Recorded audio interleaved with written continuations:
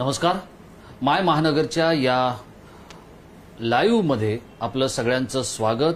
आज आपल्या बरोबर एक अशी व्यक्ती आहे की ज्या व्यक्तीचा नेता महाराष्ट्रातल्या पहिल्या 5 क्रमांकाचे जर आपण नेते काढले किंवा महाराष्ट्रातला सगळ्यात मोठा मास लीडर जर काढला तर त्या पक्षाचं नेतृत्व ज्या नेत्याकडे आहे त्या पक्षाचा एकमेव नगरसेवक मुंबई महानगरपालिकेत आहे.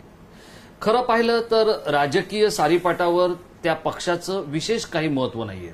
आपण विधानसभेत गेलो तर त्या पक्षाचा फक्त एक आमदार आहे आणि असं असतानाही या पक्षाच्या एखाद्या निर्णयाबद्दल किंवा एखाद्या आंदोलनाबद्दल संबंधितांना दखल घ्यावी लागते. अर्थातच आपल्या सगळ्या प्रेक्षकांना कळलं असेल की मी कोणाबद्दल बोलतोय. मी बोलतोय महाराष्ट्र नवनिर्माण सेना आणि त्या पक्षाचे प्रमुख राज ठाकरे यांच्याबद्दल. राज ठाकरे हे सध्या राजकीय विजनवसात आहेत का?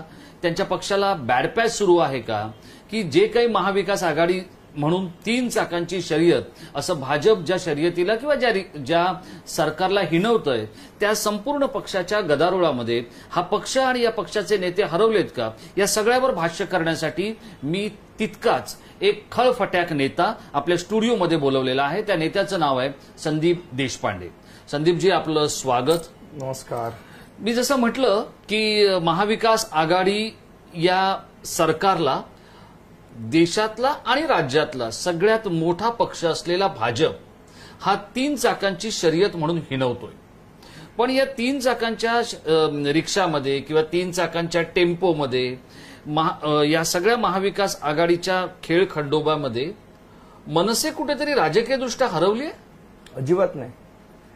उलट आपण जर बघितलं आता हे सोशल मीडियावरचं आपलं जे चॅनल आहे ते खूप फेमस चॅनल आहे. लोक बघतात आणि त्याच्यावर प्रतिक्रिया जर तुम्ही बघितल्यात तर मला असं वाटतं आपल्याला एक गोष्ट लक्षात येईल की या पूर्ण महाविकास आघाडी सरकार काय स्थापन झालं पण एक सोशल मीडियावर असेल किंवा लोकांमध्ये एक गोष्ट अशी आहे की या सगळ्या पक्षांच्या चढाओढीमध्ये जर एकमेव कोण माणूस असेल ज्यांनी स्वतःचा स्वाभिमान खऱ्या अर्थाने टिकवून धरला आणि जो पक्ष ठीक आहे आमचा एकच आमदार निवडून आला असेल पण रस्त्यावर ताकद जर कोणाची असेल, रस्त्यावर जर सत्ता कोणाची असेल आणि जो नेता बोलला की ती गोष्ट या राज्यात व्हायला लागते ते म्हणजे एकमेव नाव म्हणजे राजसाहेब ठाकरे. आणि जर आपण आता पूर्ण बघितलं उदाहरणं तर मला असं वाटतं आमच्या अमित ठाकरेंनी ज्या ज्या गोष्टींचा पाठपुरावा केला, मग ते बंधपत्रित डॉक्टरांचं वेतन असेल किंवा त्यांच्या ज्या खाण्यापिण्याच्या समस्या झालेल्या डॉक्टरांच्या किंवा नर्सेसचं मानधन असेल, आशाताई वर्कर्सचं मानधन असेल, हे निव्वळ आमच्या पाठपुराव्यामुळे त्याला यश प्राप्त झालं.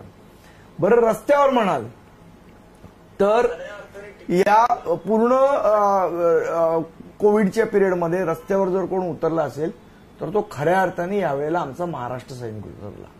मग कोणाची हॉस्पिटलची बिलं कमी करणं असेल, कोणाला रुग्णालयात ऍडमिशन मिळावं म्हणून धडपड असेल, लोकांना अन्नधान्य मिळत नाहीये म्हणून त्याच्यासाठी असेल, महानगरपालिकेतला भ्रष्टाचार असेल, या सगळ्या गोष्टी जर कोणी काढल्या असतील तर त्या महाराष्ट्र सैनिकांनी काढल्या, महाराष्ट्र नवनिर्माण सेनेच्या कार्यकर्त्यांनी काढल्या आणि राजसाहेबांच्या आदेशाने या सगळ्या 4 महिन्यामध्ये खऱ्या अर्थाने काम, लोकांना खऱ्या अर्थाने मदत जर कोणी केली असेल, मग तो आता अगदी हल्लीचा वीज बिलाचा मुद्दा घ्या, ह्या सगळ्या याच्यामध्ये महाराष्ट्र सैनिक हा सर्वात पुढे होता.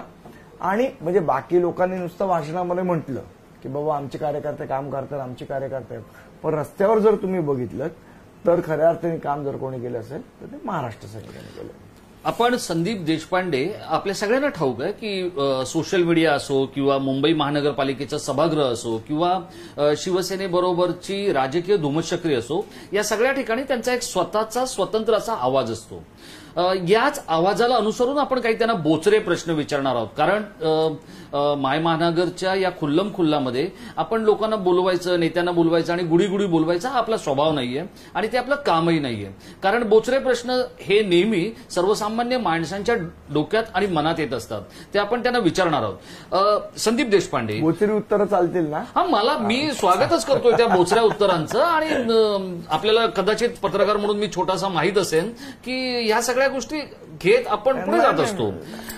अदानींच्या विरोधात चंद्रशेखर बावनकुळेंनी एक गोष्ट केली म्हणून चंद्रशेखर बावनकुळेंचं तिकीट भाजपनं कापलं आणि त्याची किंमत महाराष्ट्रातली सत्ता जाण्यामध्ये झालं. कारण चंद्रशेखर बावनकुळे ज्या तेली समाजाचं नेतृत्व करतात किंवा ज्या समाजातून येतात त्या समाजाची नाराजी ही भाजपला झेलावी लागली आणि महाराष्ट्राची सत्ता गेली हे आपल्या सगळ्यांना माहिती आहे. मनसे पुन्हा मैदानात उतरली आहे तीच मुळी अदानींच्या विरोधातल्या आंदोलनाने. मला असं वाटतं बरं तुमचा प्रश्न नाही, तर हे जे आंदोलन आहे अदानींच्या विरोधातलं, म्हणजे खरं तर चंद्रशेखर बावनकुळे हे भाजपचे तसे लाडके नेते होते, पण अदानींसाठी आपल्या लाडक्या नेत्यालाही भाजपने बाजूला सारलं आणि साहजिकच त्यांना सत्तेचा फटका बसला. मनसे जेव्हा मैदानात उतरते ती अदानींविरुद्धच्या आंदोलनामुळे. अदानींनी जी काही मुंबईकरांची ससेहोलपट सुरू केलेली आहे, विशेषतः उपनगरवासियांची, आणि जे कंबरड मोडून टाकलेले अदानींनी, ते पाहता मनसे या अत्यंत कळीच्या मुद्द्याला घेऊन मैदानात उतरले. किती राजकीय धाडस आणि सामाजिक धाडस मनसे दाखवू शकणार आहे. मला फक्त याच्यात एकच करेक्शन करावंसं वाटतं. पुन्हा मैदानात, आम्ही मैदान सोडलेलंच नाही, आम्ही मैदानातच आहोत. पुन्हा मैदानाची गरज नाहीये, आम्ही मैदानातच होतो. आपल्याला जर माहित असेल तर या वीज बिलाचं आंदोलन, म्हणजे जेव्हा ही वीज बिलं वाढीव यायला सुरुवात झाली त्याच वेळेला आमच्या कार्यकर्त्यांनी त्याच्या आंदोलनाला सुरुवात केली. मग आमचे नयन कदम असतील, अखिल चित्रे असतील, या सगळ्यांनी तिथे जाऊन आपापल्या परीने दणका दिलाय. एमएससीबीचं कार्यालय असेल तिथेही वाढीव महावितरणाकडनं वाढीव वीज बिलं आलेली आहेत, तिथेही आम्ही आंदोलन केलं. बीएसटी मधनं आली आहे तिथेही आम्ही आंदोलन केलं. त्यामुळे पुन्हा मैदानात असा विषय नाही. आणि अदानी असो, अंबानी असो, नंतर अजून कोणी असो, आम्ही कोणाला घाबरत नाही आणि ती शिकवण राजसाहेबांनी आम्हाला दिली नाही. जिथे अन्याय दिसेल तिथे आमची लाथ पडणार आणि हे राजसाहेबांचं वाक्य आहे आणि ते प्रत्येक महाराष्ट्र सैनिकाच्या रक्तात विणलेलं आहे. त्यामुळे जिथे अन्याय दिसेल तिथे तो माणूस कोण आहे हे आम्ही बघत नाही, तो अन्याय काय आहे ते बघतो आणि त्याप्रमाणे त्याची ट्रीटमेंट आमची ठरलेली आहे, ती ट्रीटमेंट आम्ही त्यांना देतो. नाही, पण मला एक सांगा की एक खळफटाक असा शब्द प्रयोग मध्यंतरी राज ठाकरेंच्या एका भाषणात आला आणि त्यानंतर एक स्टाईल झाली ती खळफटाकची. मला एक तुम्हाला विचारायचंय की राज ठाकरेंनी कधी असं केलं नाही, म्हणजे विनाकारण एखाद्या गोष्टीमध्ये जाऊन फांदेबाजी करणं वगैरे हे काही केलं नाही. पण आता एका चित्रपट, एका गायिकेच्या संदर्भातला मुद्दा होता, तुमचा एक कार्यकर्ता गेला, त्याने त्या हॉटेलमध्ये राडा केला आणि हे खळफटाक जे काही प्रकरण आहे ते प्रत्येकाने स्वतःच्या मायलेजसाठी घेतलं. मनसेतल्या काही स्थानिक नेत्यांनी म्हणा किंवा कार्यकर्त्यांनी म्हणा. तर त्या सगळ्या आंदोलनामध्ये किंवा त्या सगळ्या प्रकरणामध्ये किंवा प्रसिद्धी लोलुपतेमध्ये मुख्य पक्षाच्या आंदोलनाला आणि पक्षाच्या धारेला फटका बसला असं तुम्हाला वाटत नाही का? नाही, अजिबात नाही वाटत. पहिली गोष्ट तर काही प्रसिद्धी लोलुपसाठी करतात हाच आरोप मला मुळात अमान्य आहे. याचं कारण असं की बऱ्याचदा काय होतं, आमचे जे कार्यकर्ते ते खूप तरुण आहेत. आता तुम्ही जो विषय सांगितला यश रानडेचा विषय आहे, तो विषय गाण्याच्या संदर्भात, गायिका नाही आहेत त्या, मला असं वाटतं कोणतरी कॉमेडियन आहेत आणि त्यांनी शिवाजी महाराजांबद्दल एक आक्षेपार्ह वक्तव्य केलं. त्याच्यावरनं तो आमचा यश तिथे बोलायला गेला की बाबा हे असं हे वक्तव्य तुमच्या इथे झालेलं आहे आणि तुम्ही या महाराष्ट्राची माफी मागितली पाहिजे, या देशाची माफी मागितली पाहिजे. शिवाजी महाराज हे आमचं दैवत आहे आणि अशा प्रकारे त्यांच्याबद्दल बोलणं हे चुकीचं आहे. हे जेव्हा तो सांगायला गेला त्यावेळेला समोरचा माणूस कुठल्या पद्धतीने रिॲक्ट करतो त्याच्यावर आमची रिॲक्शन अवलंबून असते. आता तो जर प्रेमाने बोलत असेल तर आम्हाला काय वेळ लागलाय का दोन कानफाटात मारायला, की आम्ही गुंड आहोत? जन्मापासून तर गुंड नाही आहोत ना. पण जर तो तिथे उलट उत्तर देत असेल, वेडेवाकडे गोष्टी करत असेल तर त्याची ती त्यावेळची तात्कालीन रिॲक्शन असते आणि ती मला असं वाटतं आली पाहिजे. जर एखादा माणूस शिवाजी महाराजांबद्दल वाईट बोलत असेल आणि जर मला संताप आला नाही तर मला असं वाटतं की कुठेतरी आमच्या कार्यकर्त्यामध्ये प्रॉब्लेम निर्माण होईल. पण जर त्याची रिॲक्शन जी यायची तीच आली तर तो नॉर्मल आहे असं मी मानतो. पण मग त्याच नॉर्मल असण्याला ठीक आहे, म्हणजे तो ती ज्याला आपण म्हणतो ना इन्स्टंट रिॲक्शन यायला हवी. पण रोज त्या इन्स्टंट रिॲक्शनचाच पसारा मांडला गेला नाही, मला असं रोज कुठे झालंय असं मला वाटत नाही. कारण कुठे अशी उदाहरणच नाही की रोज आपलं उठतोय आणि कोणाला तरी मारतोय असं काही नाहीये. आता परवा मी हॉस्पिटलमध्ये गेलेलो. मी तुमच्याकडे त्याच मुद्द्याकडे येणार आहे. कोविड आपल्याकडे आला, जो आजार दिसत नाहीये किंवा ज्या आजाराबद्दल काही औषधच नाहीये, त्या आजारावर उपचार करताना मुंबईतल्या सगळ्या रुग्णालयांनी मुंबईकरांना, पुणेकरांना, ठाणेकरांना, कल्याण डोंबिवलीकरांना, नवी मुंबईकरांना आणि राज्यातल्या सगळ्या जनतेला या खाजगी मोठ्या रुग्णालयांनी अक्षरशः नाडून टाकलं. म्हणजे 8 लाख, 10 लाख, 12 लाख, 14 लाख, 16 लाख रुपये बिल भरणारा पेशंट दगावल्यानंतरही बिल वसूल केलं जातंय. याच्याकडे मनसे नेमकं कोणत्या चष्म्यातून बघते? आपल्याला माहित असेल तर हा सर्वात पहिला मुद्दा जर कोणी उपस्थित केला असेल तर तो महाराष्ट्र नवनिर्माण सेनेने केला. ज्या वेळेला रुग्णालय अशा पद्धतीची जी बिलं वाढवत होती ती नेमकी काय आहेत, कशामुळे आहेत, त्या बिलाचा पद्धतशीरपणे अभ्यास महाराष्ट्र नवनिर्माण सेनेने केला की बाबा ही बिलं जी आहेत ती खरोखर म्हणजे जेन्युइन आहेत का. कारण हा रोग कोणाला काय माहीत नव्हता. जेव्हा आम्ही त्या सगळ्या हॉस्पिटलच्या बिलांचा अभ्यास करायला सुरुवात केली, आमचं आंदोलन हे पहिला अभ्यास आम्ही करतो आणि मग आंदोलन करतो, तेव्हा आम्ही बघितलं की बाबा पीपीई किट्स साधारण दिवसाला किती लागू शकतात, मॅक्झिमम तर 2-3 एवढे लागू शकतात. ह्यांनी दिवसाला किती लावलेले आहेत, एवढे लावलेले आहेत. बेडचे चार्जेस दिवसाला किती असतात तर अमुक अमुक असतात आणि यांनी किती लावलेत, तमुक लावलेत. Hand gloves, mask, Covid maintenance charges असे काहीतरी वेगळे वेगळे चार्जेस जेव्हा आले, अगदी कचरा उचलणाऱ्याचे चार्जेस पण त्याच्यामध्ये ऍड आले. स्टाफ मॅनेजमेंट चार्जेस, म्हणजे पीपीई किटमध्ये ग्लोव्हचा चार्ज वेगळा लावलाय, मास्कचा चार्ज वेगळा लावला. अगदी खरं आहे. वेरॅज पीपीई किटमध्ये तुम्हाला मास्क आणि ग्लोव्ज येतातच. बरोबर आहे.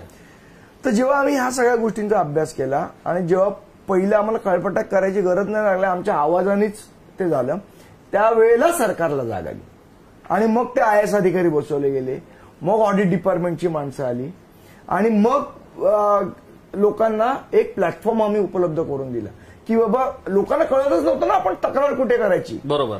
जेव्हा महाराष्ट्र नवनिर्माण सेनेने आंदोलनं चालू केली, जेव्हा हॉस्पिटलमध्ये जाऊन आमचे कार्यकर्ते जाब विचारायला लागले, त्यावेळेला सरकारला जाग आली की हे आपल्या सगळं अंगावर येतंय.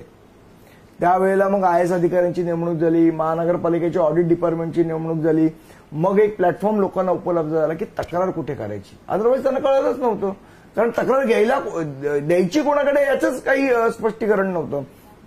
आणि आता मला हे अभिमानाने सांगायला आवडेल की जेव्हापासून हा प्लॅटफॉर्म उपलब्ध झालाय, नयन कदम असतील, आमचे याचे अखिल चित्रे असतील, तिथे आमच्या अनिशा माझगावकर असतील, आमचा संदीप जळगावकर असेल, इथे आमचा अरविंद गावडे असेल, जेव्हा आम्ही या तक्रारी अगदी मुद्देसूदपणे जेव्हा या सगळ्या हॉस्पिटलच्या द्यायला लागलो, मला सांगायला अभिमान वाटेल 5,24,00,000 एवढं बिल आम्ही विविध लोकांचं कमी करून घेतलेलं आहे या माध्यमातून.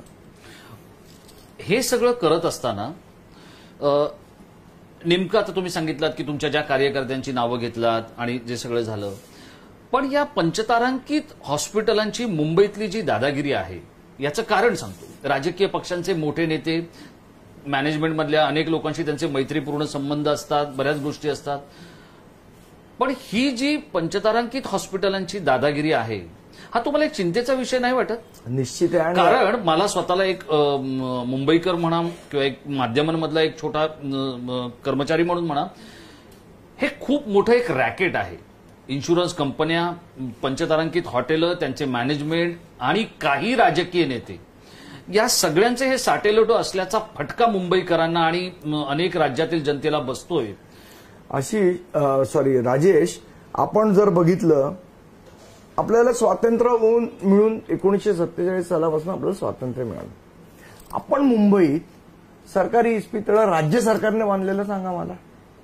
जे हॉस्पिटल सोडलं तर राज्य सरकारने नवीन मुंबईत एखादं इस्पितळ बांधलंय. एक उदाहरण, सायन हॉस्पिटल ब्रिटिशकालीन, नायर हॉस्पिटल ब्रिटिशकालीन, केएम हॉस्पिटल ब्रिटिशकालीन. जी आपण म्हणतो की ही आयकॉन्स आहेत हॉस्पिटल्स मधली, सगळी ब्रिटिशकालीन आहे. मग 2,000 कोटी रुपयाचं आरोग्य सेवेचं जे अंदाजपत्रक आहे, याच्याच पुढे मी जातोय. गंमत सांगतो तुम्हाला, गेल्या 5 वर्षामध्ये किंवा आपण म्हणू शकतो गेल्या 10 वर्षामध्ये मुंबई महानगरपालिकेने जवळजवळ नवीन ज्याला आपण म्हणतो कॅपिटल इन्व्हेस्टमेंट, भांडवली गुंतवणूक हॉस्पिटल्समध्ये हेल्थ सेक्टरमध्ये करण्यासाठी म्हणून जवळजवळ 2,500 कोटी रुपयाची गुंतवणूक जाहीर केलेली. त्याच्यामध्ये आतापर्यंत 2,500 कोटीमध्ये फक्त 8 ते 8.5% काम झालेलं आहे. म्हणजे हॉस्पिटल उभीच राहिलेली नाहीत गुंतवणूक करून. गुंतवणुकीची अनाउन्समेंट आहे, त्याच्यामध्ये प्रोग्रेस जो करायला पाहिजे तो अजून झालेला नाही. मध्ये काय सांगितलं की आम्ही स्वर्गीय बाळासाहेब ठाकरेंच्या नावाने जोगेश्वरीला जे रुग्णालय बनवलं गेलं आणि त्या रुग्णालयातल्या नर्सेसनाही या कोविडच्या काळामध्ये आंदोलन करावं लागलं. आरोग्य समितीचे जे प्रमुख आहेत, अध्यक्ष अमेय घोले आहेत, जे आदित्य ठाकरेंचे अत्यंत निकटवर्तीय असं म्हटलं जातं, पण पीपीई किटचा घोटाळा असो किंवा इतर साधनसामुग्रीच्या संदर्भातल्या ज्या काही गोष्टी असो, रुग्णालयांची बिलं असो, या सगळ्याच्या बाबतीत जी बजबजपुरी झालेली आहे, ते अपयश हे प्रशासकीय अधिकाऱ्यांचं आहे की आरोग्य समितीचं आहे? पहिले तर सांगतो राजेश की ज्या वेळेला म्हणजे त्या हॉस्पिटलची जर तुम्ही अवस्था बघितली, स्वर्गीय हिंदू हृदय सम्राट Balasaheb Thackeray trauma care centre गोरेगावची, आणि जर बाळासाहेब आज असते तर या सगळ्यांना लाथा मारल्या असत्या त्यांनी की माझं नाव काय या हॉस्पिटलला दिलं म्हणून. इतकी वाईट अवस्था त्या हॉस्पिटलची आहे. ज्याला आपण ट्रॉमा केअर म्हणतो, तिकडे ज्या इक्विपमेंट्स ट्रॉमासाठी असायला पाहिजे त्या इक्विपमेंट्स नाहीत. बांधलंय सगळं छान, पण ते चालवायला स्टाफ पण लागतो.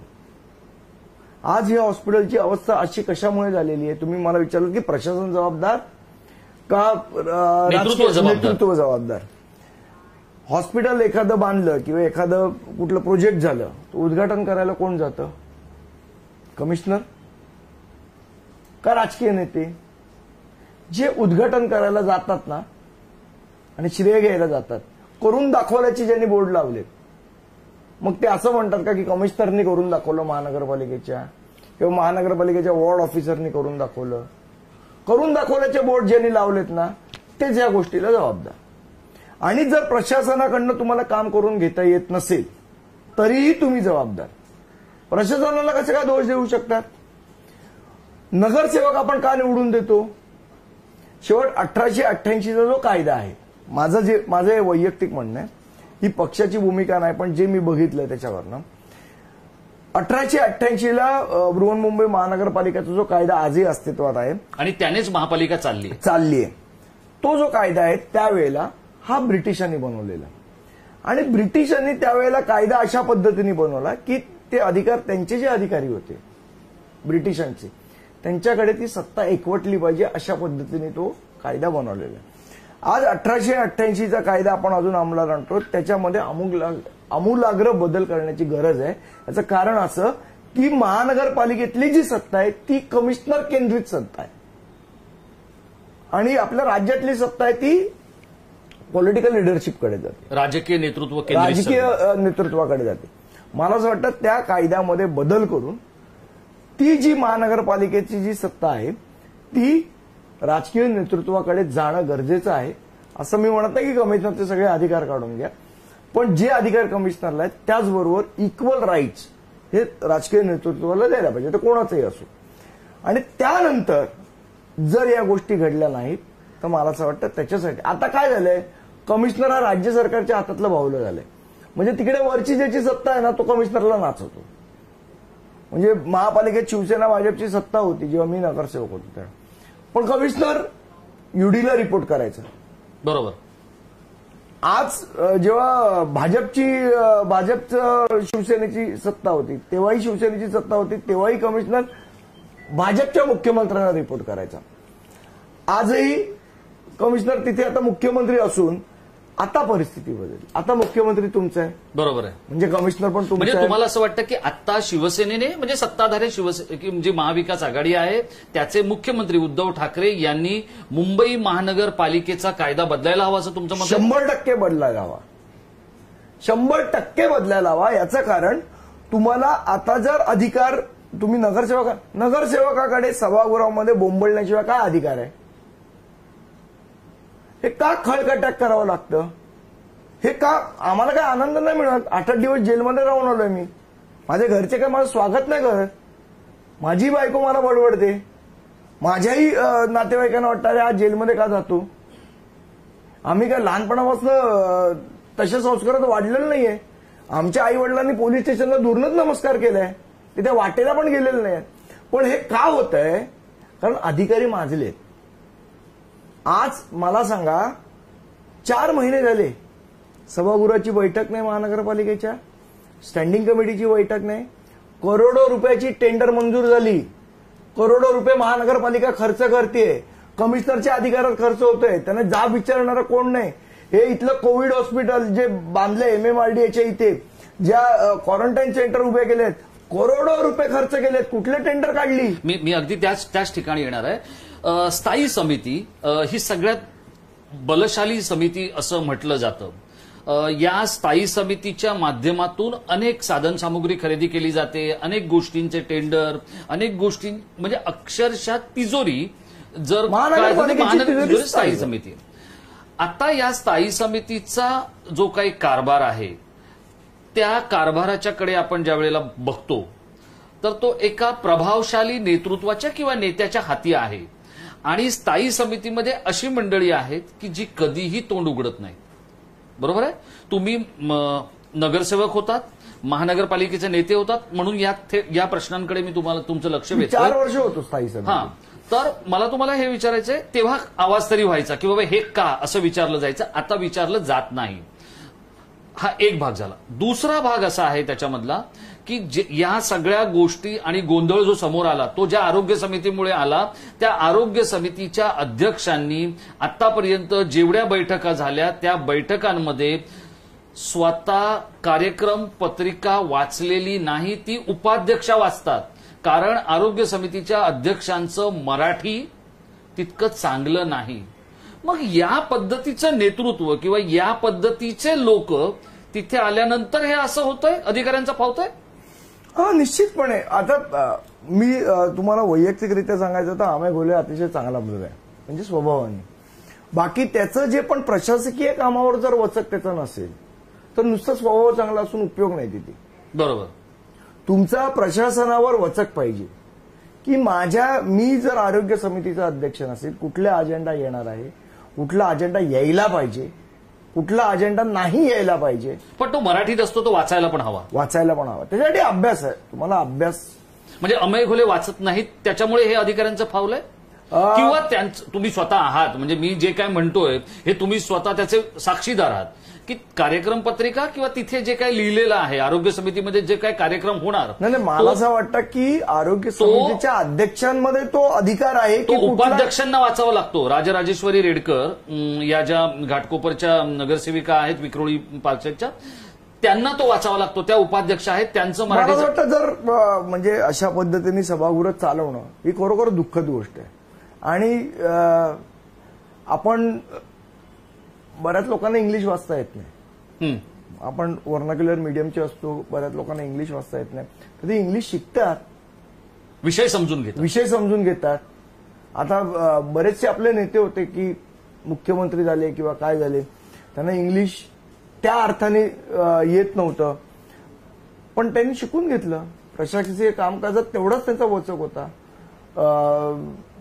नारायण राणे काय, गजानन कीर्तीकर काय, लीलाधर डाके काय, त्यांनी वचक ठेवला ना. बाळा नांदगावकर काय, त्यांनी वचक ठेवला ना प्रशासकीय. शेवट तुमचे समजून घेण्याची, तुम्हाला अभ्यास करण्याची ती एक इच्छाशक्ती असावी लागते. इच्छाशक्ती नसेल, माझी इच्छा काहीतरी वेगळी असेल,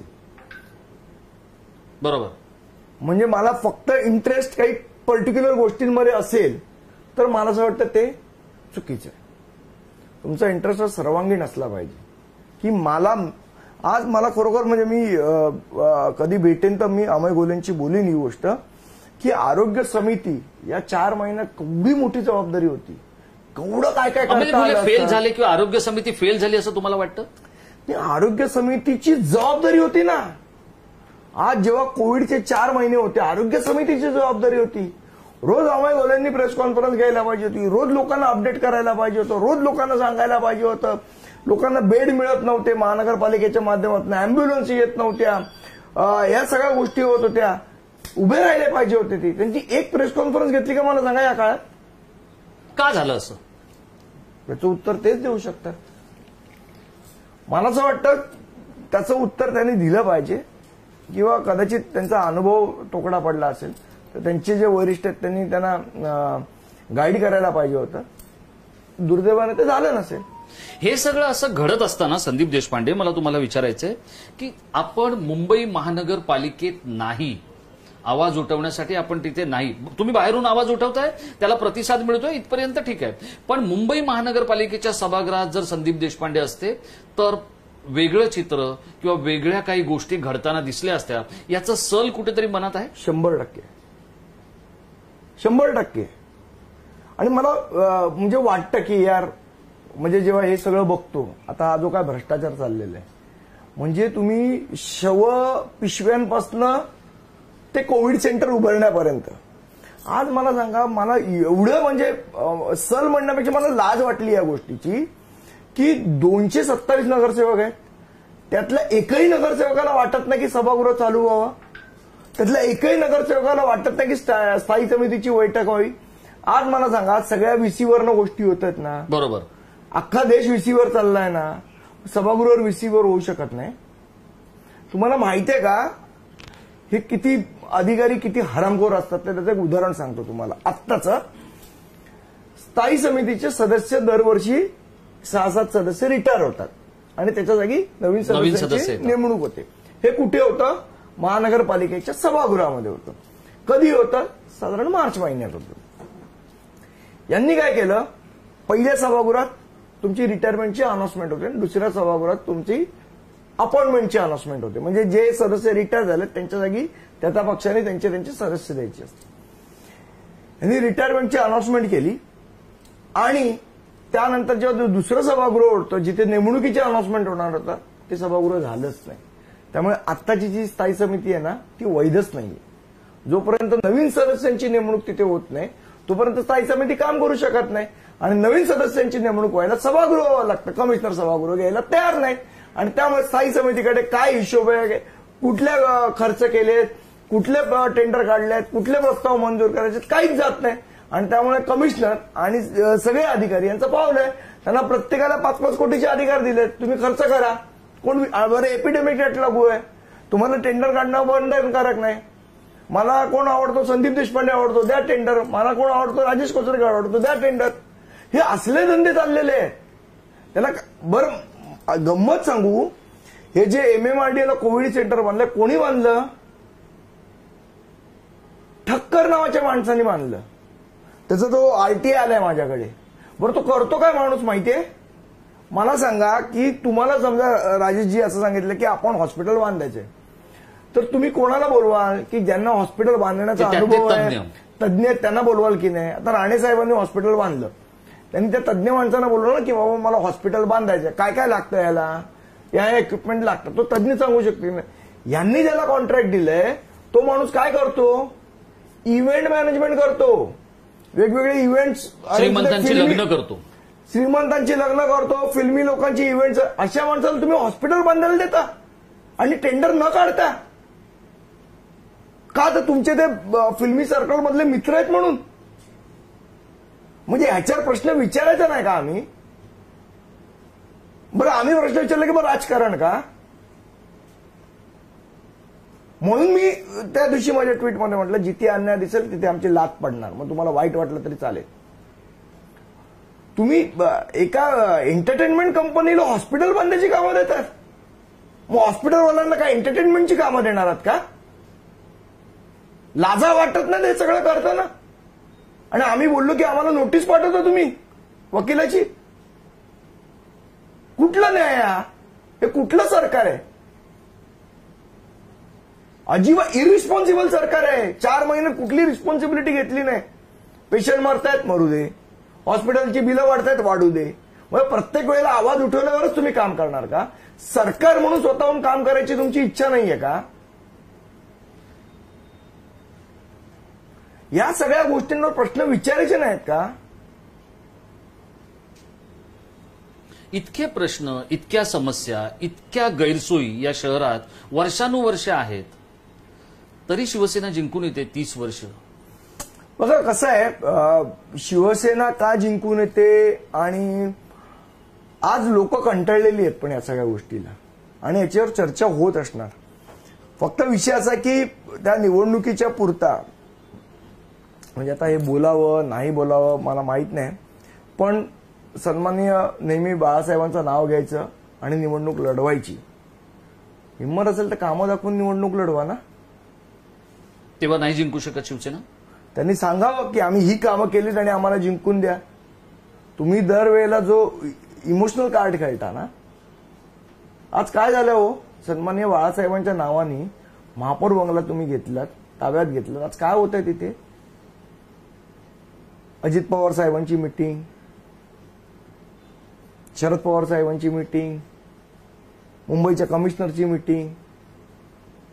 तो महापौर बंगला तुम्ही सन्माननीय बाळासाहेबांचं नाव सांगून घेतलं, एवढं तर मनात बाळगा. तिथे तुम्ही राजकीय मिटिंग करताय. मग तो मातोश्री 1 झालं, मातोश्री 2 झालं, तर मातोश्री 3 आहे का ते? निदान तुम्ही लोकांना तरी फसवू नका ना. बाळासाहेबांच्या नावाने फसवताय तुम्ही लोकांना, कारण त्या नावाला वलय आहे म्हणून त्याचा तुम्ही वापर करताय. आज तुम्ही काय सांगितलं आम्हाला की तो महापौर बंगला जो आहे तो सन्माननीय बाळासाहेबांच्या नावाने आम्ही तिथे मोठं स्मारक बनवणार. लोकांचं ऑब्जेक्शन नव्हतं, त्यामुळे मनसेने आपलं आंदोलन किंवा आपला विरोध थोडासा ठीक निवडला. आहे, आता बाळासाहेबांच्या नावाने काहीतरी जात तिथे तुम्ही तुमचे राजकीय meeting, football matches, football players, त्यांची मेजवानी, या सगळ्यासाठी घेतलाय का तो? 400 कोटीचा बंगला आहे तो आज, त्याची मार्केट प्राइस काढली तर. मला असं वाटतं की या गोष्टी लोकांपुढे आल्या पाहिजेत आणि लोकांनी हे प्रश्न विचारले पाहिजेत. लोकांनी हे प्रश्न विचारले पाहिजेत. संदीप देशपांडे, आपल्याला सगळ्यांना कल्पना आहे महाराष्ट्र नवनिर्माण सेनेची मुंबई शहरातलीच नव्हे तर समाज माध्यमांवरची सुद्धा ती एक धडाडती तोफ आहे. या तोफेला काय दारुगोळा तुम्हाला पुरवायचा आहे तो तुम्ही विचारू शकता. तुम्ही तुमचे प्रश्न पाठवा. मी स्वतः ते प्रश्न त्यांच्यापर्यंत पोहोचवण्याचा यथाशक्ती प्रयत्न करेन. संदीप देशपांडे, तुम्ही आता जी जंत्री वाचली, मग ती स्वर्गीय हिंदू हृदय सम्राट शिवसेना प्रमुख बाळासाहेब ठाकरे यांच्या राष्ट्रीय स्मारकाच्या बद्दल होणाऱ्या गैरवापराची असेल, किंवा आरोग्य समितीने किंवा मुंबई महानगरपालिकेने स्थायी समितीने केलेल्या घोटाळ्यांची आणि गडबडीची असेल, या सगळ्या समस्या घेऊन ज्या वेळेला तुमचे नेते आणि तुम्ही निवडणुकीच्या रिंगणात उतरता किंवा रणधुमाळीत उतरता, त्यावेळेला पक्षाला अपेक्षित यश का मिळत नाही? नाही, मला असं वाटतं 2 निवडणुका आहेत ज्याच्यात आम्हाला अपेक्षित यश मिळालं नाही. ही 2019ची, 2014ची. 2014ची तर कारणच वेगळी होती. म्हणजे त्यावेळेला ती जी काय लाट आणि ते जे काय माहोल उभा केलेला भारतीय जनता पक्षाने, त्यावेळेला सगळेच पक्ष त्या लाटेमध्ये वाहून गेले. जे त्या बोटीत बसलेले ते वाचले. मोदींच्या बोटीत जे लोक पक्ष बसले होते ते वाचले. आम्ही नाही बसलो, आम्ही त्या लाटेत वाहून गेलो. 2019ला मी म्हणेन की आम्हाला अपेक्षित यश नाही मिळालं तर यश नाही मिळालं. पण मतदान बघाल तुम्ही, म्हणजे आम्ही काय कोणाबरोबर युती आघाडी केली नव्हती. बरोबर. आम्ही लोकांना खोटंही बोललो नव्हतो की आम्ही युतीत आहोत आणि मग नंतर बाहेर पडलो, आणि मग असं काही खोटेपणाही केला नाही. खोटेपणा आमच्या रक्तातच नाही, कारण आमच्या राजसाहेबांनी आम्हाला तो शिकवलाच नाही, कारण तो त्यांच्या रक्तात नाही. त्यामुळे पण जर तुम्ही मतदान, अविनाश जाधव 70,000 मतं ठाण्यामध्ये मिळाली, संदीप जळगावकर 42,000 मतं मिळाली, संदीप देशपांडे 43,500 मतं मिळाली, गजानन आमचा काळे, गणेश नाईक सारखे दिग्गज त्यांच्या समोर उभा होता. पहिली निवडणूक वाशीमध्ये गेले 2 टर्म आम्ही निवडणूक लढलो, 28,000 मतं मिळाली. मला असं वाटतं तो लोकांचा जो प्रतिसाद आहे तो आम्हाला ऊर्जा देणारा ठरला. पण या सगळ्या राजकीय अपयशानंतर तुम्हालाही असं वाटतं की आपणही कोणाच्या तरी बोटीत जाऊन बसायला पाहिजे? तुमचे नेते सगळं तुमचं ऐकतात असं म्हटलं जातं की संदीप देशपांडे आणि अविनाश अभ्यंकर यांचं आदरणीय राजसाहेब ठाकरे सगळं ऐकतात.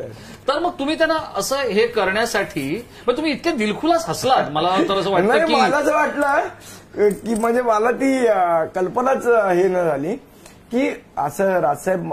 एक तुम्हाला सांगू का, एक मात्र आहे की आम्ही राजसाहेबांसमोर आमच्या मनातलं बोलू शकतो. ते सगळ्याच गोष्टी ऐकतील किंवा त्यांनी ऐकावा असा काय आग्रह नसतो. बरोबर. पण आपलं म्हणणं असतं की माझं साहेबांनी ऐकून घेतलं हे एका गोष्टीवर करू शकतो आणि त्याच्यात काय सगळ्या गोष्टी शेवट त्यांचा जो अनुभव आहे आणि त्या अनुभवाच्या आधारे ते निर्णय घेत असतात किंवा त्यांचे जे इनपुट्स आहेत त्यांना जे मिळत असतात विविध याच्यामध्ये किंवा ज्याला आपण म्हणतो लोकांची नस काय आहे हे ज्यांना माहिती आहे त्यांना आम्ही काय सांगणार आणि ते आमचं काय ऐकणार. त्यामुळे आमचा रोल एवढाच आहे, जो आदेश जो निर्णय साहेब घेतील त्या निर्णयाची खालपर्यंत अंमलबजावणी करण्यासाठी जो प्रयत्न करणं आवश्यक आहे तो प्रयत्न आम्ही करत असतो. कृष्णकुंज जे राज ठाकरेंचं निवासस्थान आहे आणि ते निवासस्थान ज्या परिसरात येतं तो परिसर आहे दादर, शिवाजी पार्क, माहीम आणि या सगळ्या भागामध्ये. मागच्या महानगरपालिकेच्या निवडणुकीला तुमची पत्नी निवडणुकीच्या रिंगणात उतरली कारण मतदारसंघ हा महिला झाला. त्यावेळेला शारीरिक तंदुरुस्ती नसताना मुंबईच्या महापौरपद भूषवलेल्या आमदार असलेल्या विशाखा राऊत यांना शिवसेनेला मैदानात उतरवावं लागलं आणि विशाखा राऊत यांनी मैदानात उतरवावं हे त्यांचे राजकीय विरोधक असलेल्या सदानंद सरवणकर यांनी तो प्रस्ताव मांडला पक्षप्रमुखांकडे आणि तिथेच संदीप देशपांडे किंवा देशपांडे दाम्पत्याला सेटबॅक बसला असं वाटतं तुम्हाला? नाही, मला वाटतं की विशाखा राऊत यांचं जे गुडविल आहे त्या गुडविल बरोबर देशपांडे कुटुंब मॅच नाही करू शकले. त्यावेळेला असं झालं की भारतीय जनता पक्ष आणि शिवसेना यांनी वेगळी वेगळी निवडणूक लढवली. बरोबर आहे. त्यामुळे जी शिवसेना विरोधातली जी मतं होती ती मनसे आणि भाजप अशी डिवाइड झाली. त्यामुळे त्यांचा विजय झाला. मला काय फार यांनी झाला नाही. 1600 मतांनी माझी पत्नी हरली. हरकत नाही म्हणजे आता तर त्यामुळे ते शिवसेनेच्या विरोधातलं वातावरण होतं पण ते डिवाइड झालं. त्यामुळे कदाचित तो पराभव झाला असेल. पण शेवट पराभव आहे तो झाला. त्याची कारणं जी आहेत. बरं, संदीप देशपांडेने काम केलं नव्हतं का असं माझे शत्रू देखील म्हणणार नाही. संदीप देशपांडेने 5 वर्ष कामच केलं नाही नगरसेवक म्हणून हे माझे शत्रू देखील मला म्हणणार नाहीत. ठीक आहे, लोकांना ते पटलं नसेल कदाचित माझ्या पत्नीने उभं राहावं हेही पटलं नाही. मी तिथेच येणार आहे. संदीप देशपांडे यांची पत्नी ही उपजिल्हाधिकारी होत्या त्या आणि त्यांना तहसीलदार होत्या. माफ करा, तहसीलदार होत्या. त्यांना त्या प्रशासकीय सेवेचा राजीनामा देऊन राजकारणात मनसेसाठी उतरावं लागलं. ही तुमची म्हणजे व्यक्तिगत संदीप देशपांडे आणि पक्षाची एक चुकलेली रणनीती आता वाटते असं नाही वाटत? नाही, मला असं वाटतं जो निर्णय घ्यायचा होता तो तिने स्वतः घ्यायचा होता. त्याच्याबद्दल काही फोर्स नव्हता. पण जेव्हा सन्माननीय राजसाहेबांनी हा प्रस्ताव ठेवला की बाबा तिथे हे करावं तेव्हा तिला विचारलं तेव्हा ती तयार झाली. म्हणून ती जर तयार झाली नसती तर हा विषयच आला नसता. आणि मला असं वाटतं कुठला निर्णय चुकीचा किंवा बरोबर असा नसतो. निर्णय घ्यावा लागतो आपल्याला. तो चूक किंवा बरोबर ते काळ ठरवतो. कदाचित तो काळाने चुकीचा ठरवला, उद्या जिंकली असती तर तो बरोबर झाला असता. त्यामुळे तुमचा निर्णय चुकीचा किंवा बरोबर नसतो, तो यश आणि अपयशावर अवलंबून असतो. आता एक आपले प्रेक्षक आहेत ते आपल्याला पाहतायत आणि विपुल जामदार आहेत. ते असं विचारतायत की माध्यम कारणीभूत आहेत मनसेच्या स्थितीला. तुम्हाला पटतं हे? हो, थोड्याफार प्रमाणात पटतं. माध्यम कारणीभूत आहेत? हो. म्हणजे माध्यमांनी तुमचं अपयश ठरवलंय का? माध्यमांनी अपयश नाही ठरवलंय, पण माध्यमांनी मी तुम्हाला उदाहरण सांगतो राजेश याचं की माध्यमं थोडीफार जबाबदार आहेत. त्यांनी काही पूर्ण जबाबदारी माध्यमांवर टाकलेली नाही. पण एक ज्या पद्धतीचं रिपोर्टिंग गेले, मी तर तुम्हाला 2006 जेव्हा पक्ष बनला तेव्हापासून आपण ओळखतो त्यावेळेचं रिपोर्टिंग आणि आत्ताचं रिपोर्टिंग याच्यामध्ये मला असं वाटतं जमीन आणि आसमानाचा फरक आहे. हा मला जाणवतो. पण मी येणार आहे तिथे. संदीप देशपांडे मी तिथे येणार आहे. आपल्या बोचरे प्रश्नात तशी बोचरे मी तिथे येणार आहे.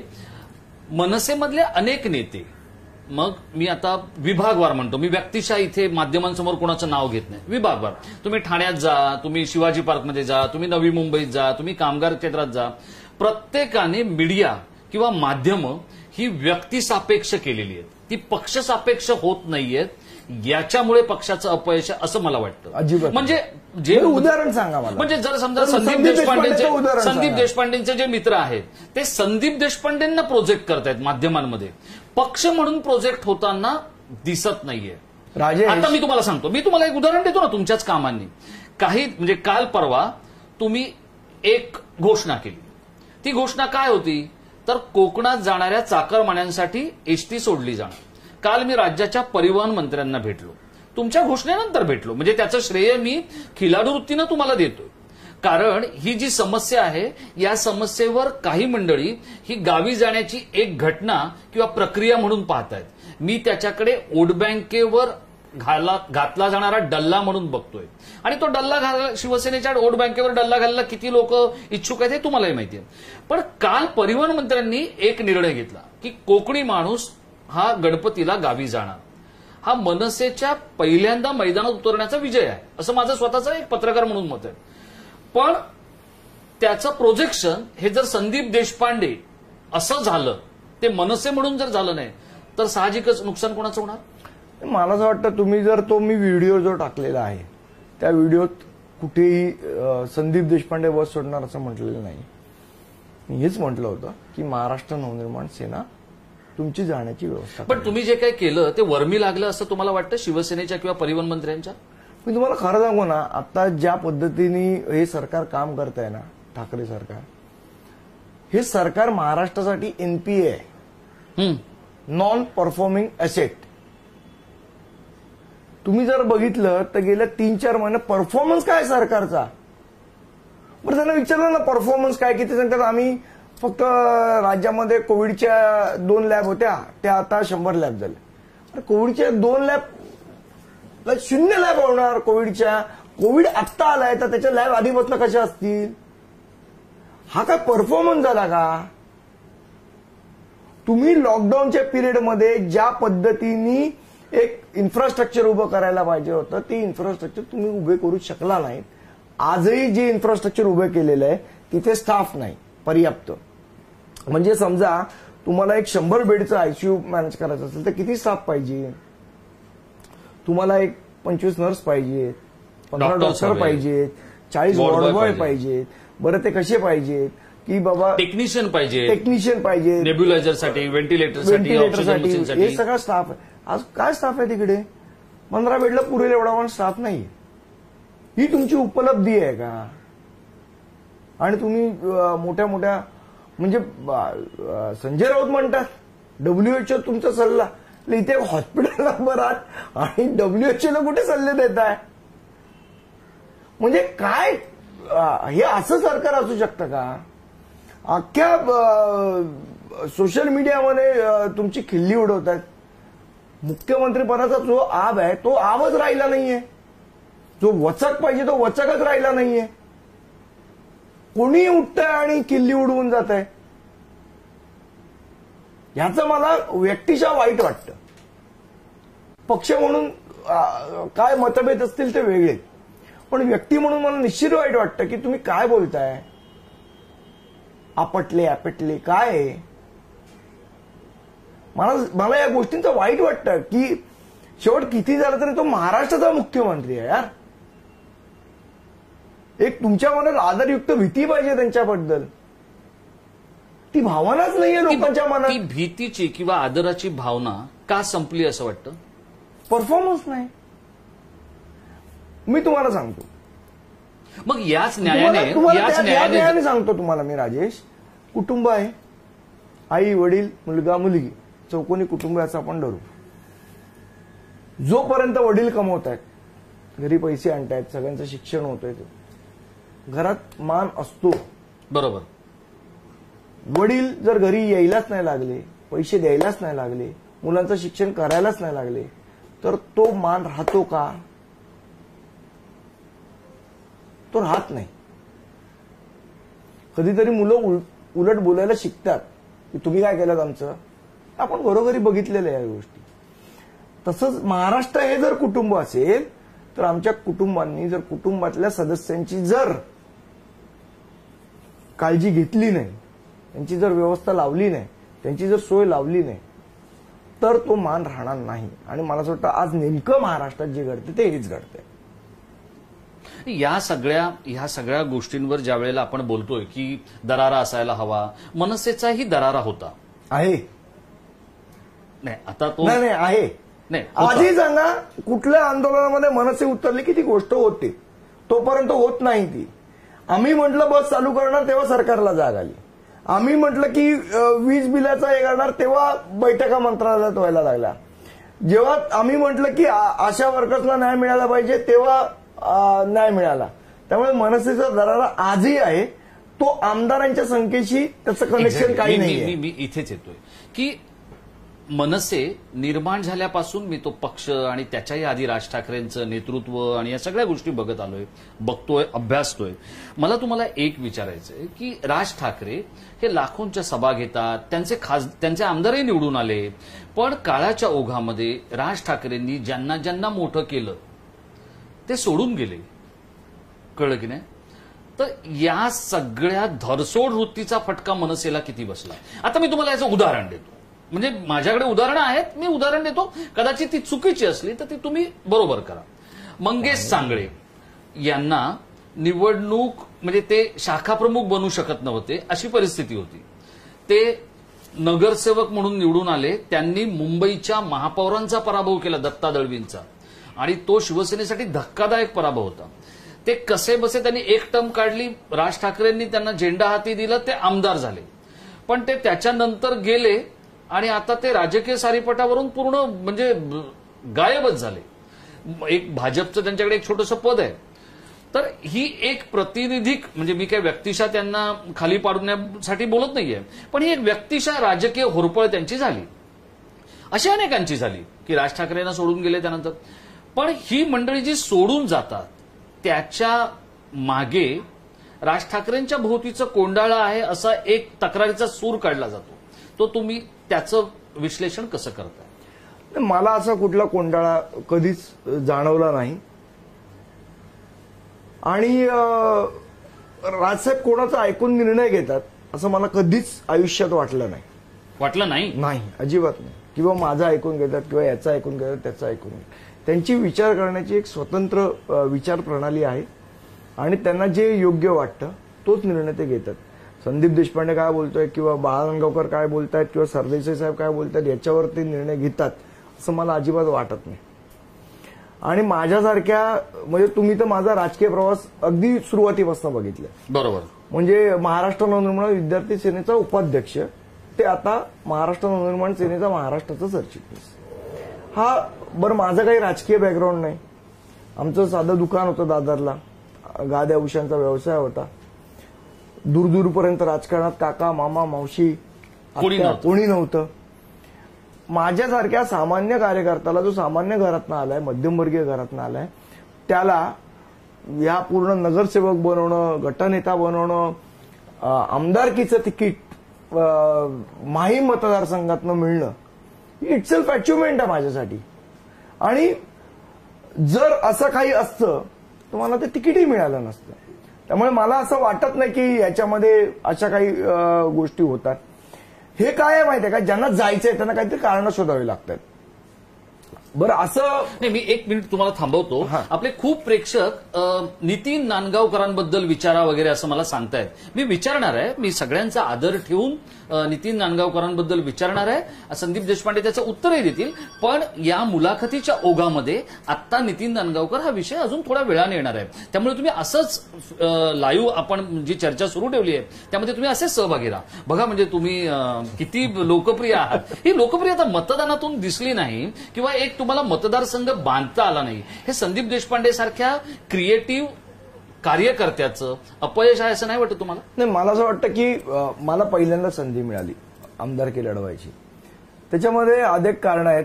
तरी म्हणजे तसा बघावा तसा जोर आमच्या पक्षाचा नव्हता. त्याच्यात शिवसेना भाजप. मी तुम्हाला थेट प्रश्न आहे माझा. संदीप देशपांडे काही वर्षांपूर्वी इंडिया शायनिंग ह्या एका कॅचलाईनमध्ये निवडणूक भाजप हरलं आणि स्वर्गीय प्रमोद महाजन यांनी सांगितलं, होय मी याला जबाबदार आहे, माझं चुकलं.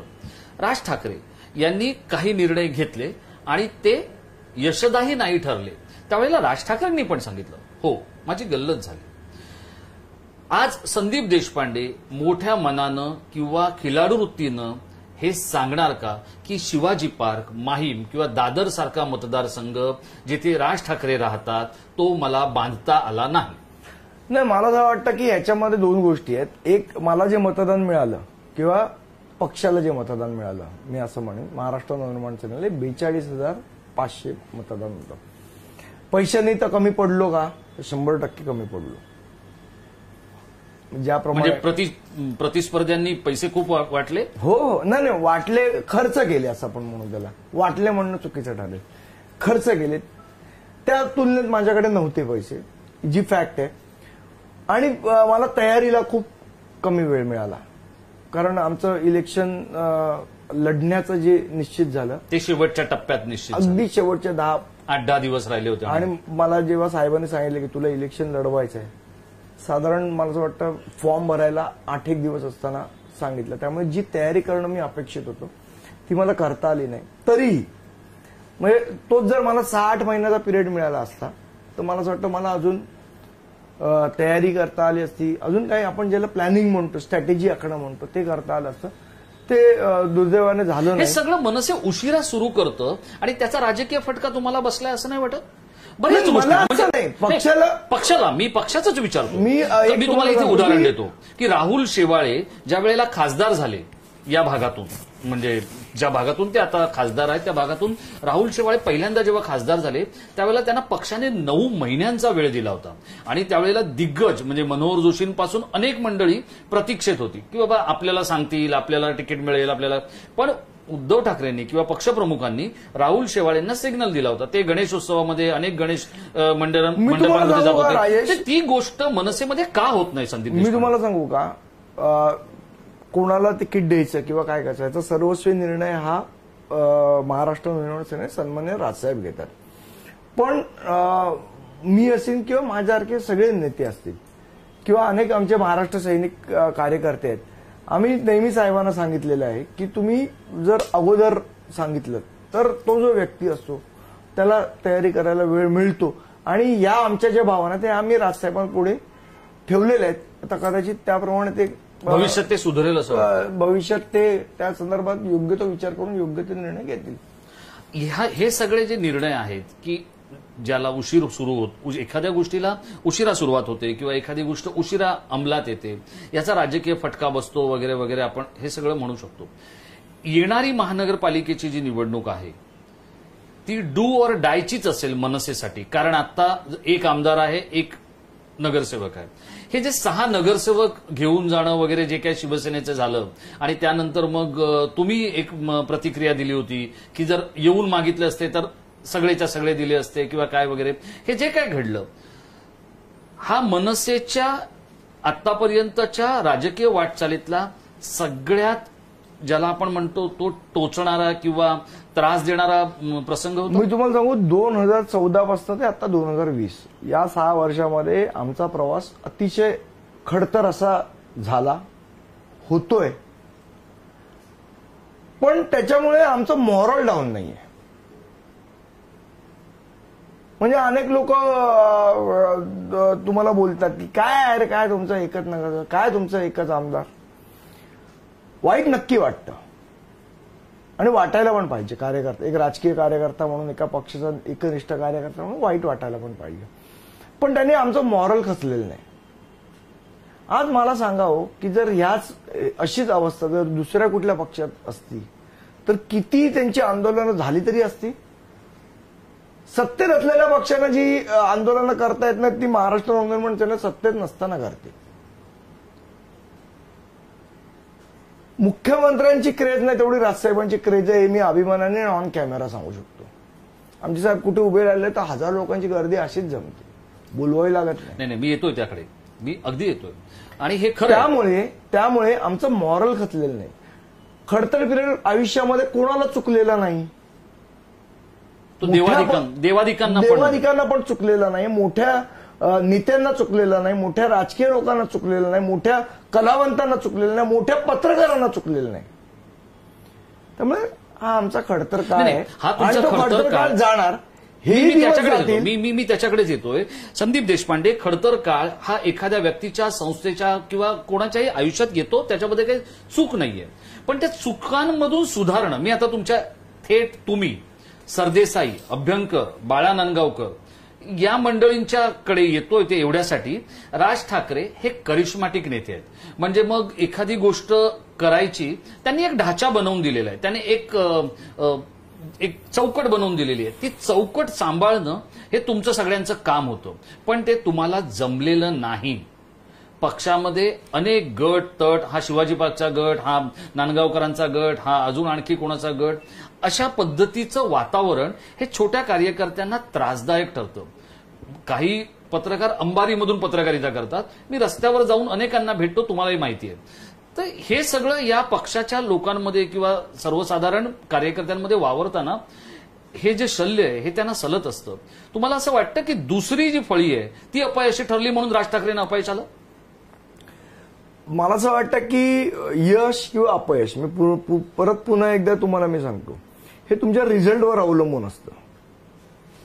की आता समजा जर 10 आमदार किंवा 12 आमदार आले असते, त्याची चर्चाच झाली नसती. बरोबर. 2008ला आले त्यावेळेला 12 आमदार आले असते तर राज ठाकरे किंगमेकर झाले असते. मी तुम्हाला तेच सांगतो ना की 2009ला आमचे 12 आमदार आले, 13 आमदार आले. त्यावेळेला पक्षात आपापसात धुसफूस नसेल होती. कुठल्या राजकीय पक्षात नाही असं नाही आहे ना राजेश. It's open secret. त्यामध्ये लपवण्यासारखं काही नाहीये. आज राष्ट्रवादीमध्ये काही आपापसात गट नाही आहेत का? शिवसेनेत नाही आहेत का गट? भाजपमध्ये नाही आहेत का गट? प्रत्येक ह्याच्यात थोडा ना थोडा असतो. पण जो नेता असतो ना तो सगळ्या गटांना घेऊन पुढे जात असतो आणि जे राजसाहेब करतात. नाही, मला हेच म्हणायचं. ऐका, मी पुढचं तुमच्या सगळ्या प्रश्नांची उत्तरं देतो. त्यामुळे अरे या मनसेमध्येच गट आहे अशातला काही भाग नाही. असतात थोडेसे. आता समजा आमचे 8 नेते. राष्ट्रवादीमध्ये पवारांचा एक गट आहे आणि अजितदादांचा एक गट आहे. मी आता त्याच्यावरच येणार होतो. आता समजा 8 नेते आहेत. माझी प्रत्येकाची वेवलन जुळलीच पाहिजे. मी महाराष्ट्र सैनिक म्हणून सांगतो. नांदगावकर साहेब आहेत, अभ्यंकर साहेब आहेत, सरदेसाई साहेब आहेत, शिदोरे साहेब आहेत, अमित साहेब आहेत. म्हणजे प्रत्येकाची वेवलन जुळली पाहिजे का? असं होऊ शकत नाही ना. बरोबर. तुमची एखाद्याची जास्त जुळते, एखाद्याची कमी जुळते. पण म्हणून काही लगेच माझी त्यांची दुश्मनी झाली किंवा ते मला पाण्यात बघतात किंवा मी त्यांना पाण्यात, असं काही नसतं. वेवलन जुळण्याचा किंवा आपली इंटरॅक्शन किती सहजतेने होते त्याचा तो विषय असतो. आणि ते प्रत्येक ठिकाणी आपल्या घरी पण असतं. आपले 2 काका असतात. दोन्ही काकांपैकी एखादा लाडका असतो ना काका, किंवा एखादा लाडका पुतण्या असतो, किंवा 2 बहिणींपैकी एखादी बहीण लाडकी असते. सगळीकडेच असतं. पण त्याचा बाऊ करणं योग्य असं मला वाटत नाही. असं वाटत नाही.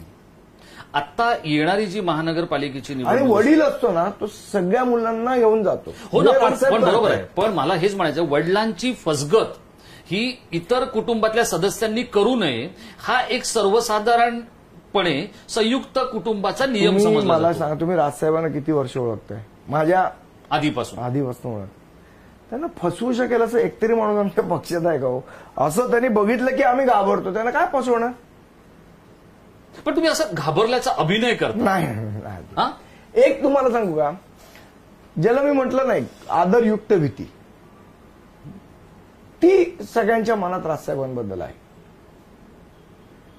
म्हणजे त्यांच्या, पण तुम्हाला मी असं तुम्हाला सांगतो ना, संदीप देशपांडेंनी राजसाहेबांचा जेवढा ओरडा खाल्ला तेवढंच प्रेम. हो, मला माहिती आहे. दोन्ही गोष्टी मी केल्या. मला त्याच प्रश्नाकडे यायचं. तुम्हाला असं सगळ्यांना वाटत नाही का की राज ठाकरे हा एक खूप हरुन्नरी, एक राजासारखा वाटणारा नेता आहे? त्याला पुन्हा एकदा मुख्य प्रवाहात आणण्यासाठी माझी सर्व शक्ती मी पणाला लावायला हवी, हा जो एक थॉट लागतो ना, तो थॉट कमी पडतोय हे तुम्ही प्रामाणिकपणे मान्य करताय? नाही, प्रयत्नांमध्ये कुठेतरी आम्ही कमी पडतो. त्याच्याबद्दल मी येतो.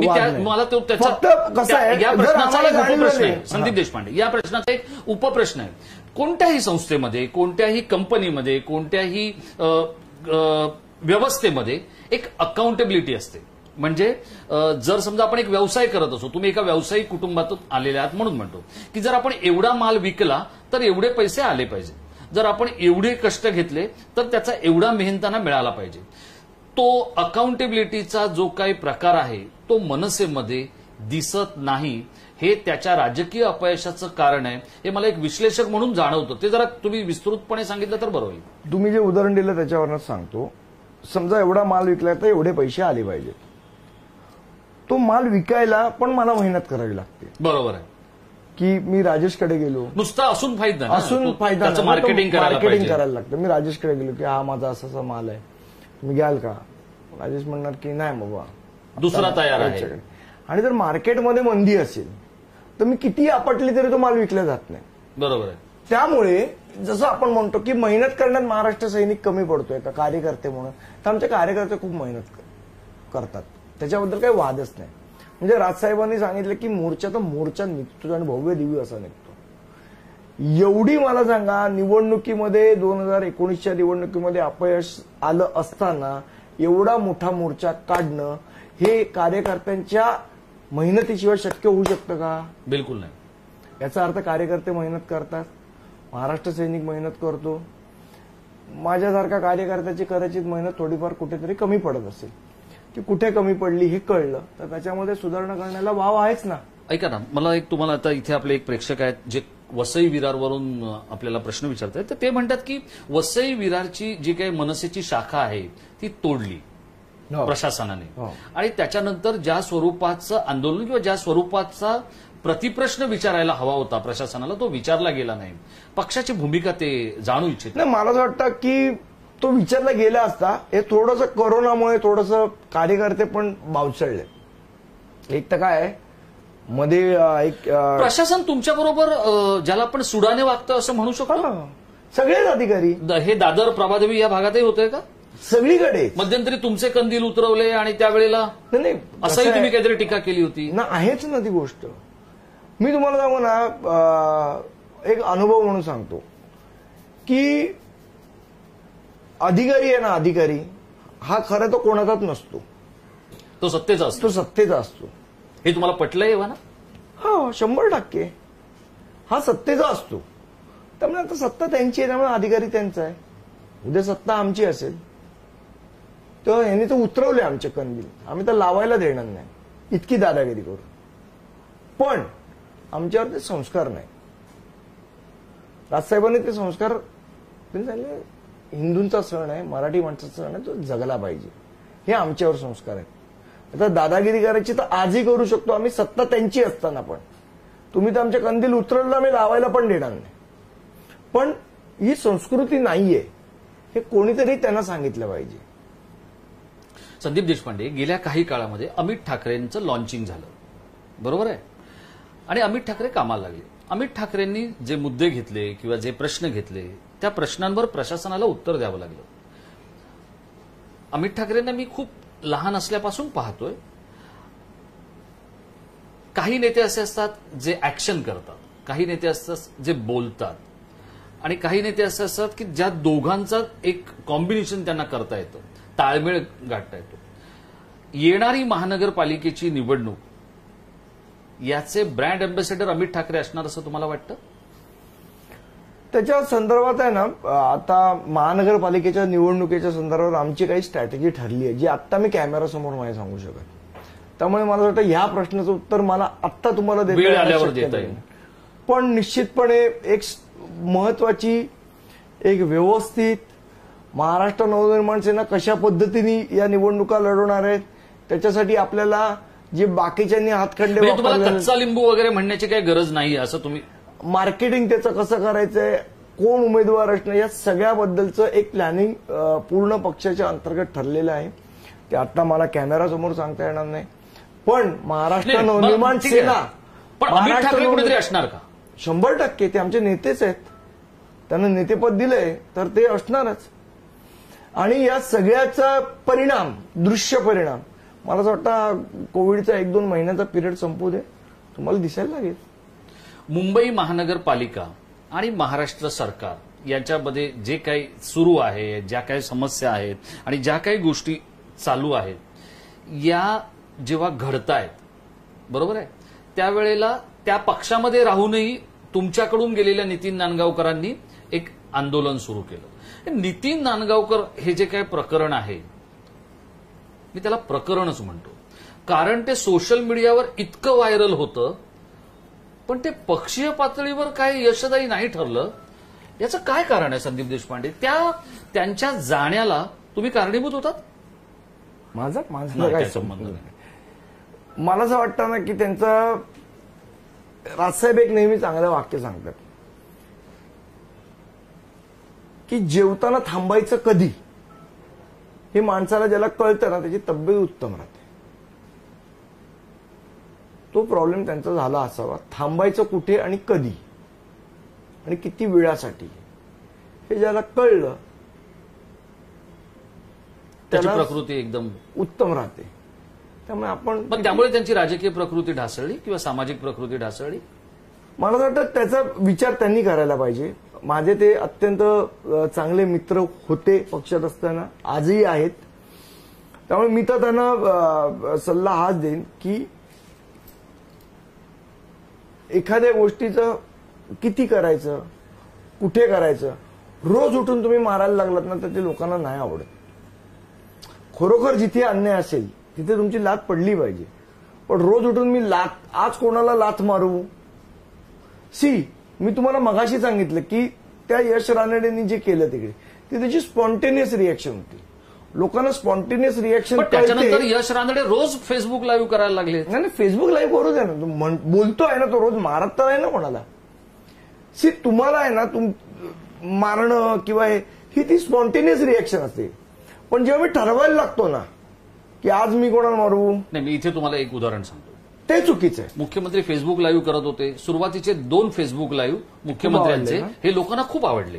लोकांना असं वाटलं की किती छान मुख्यमंत्री आहेत, आपले कुटुंब प्रमुख असल्यासारखे.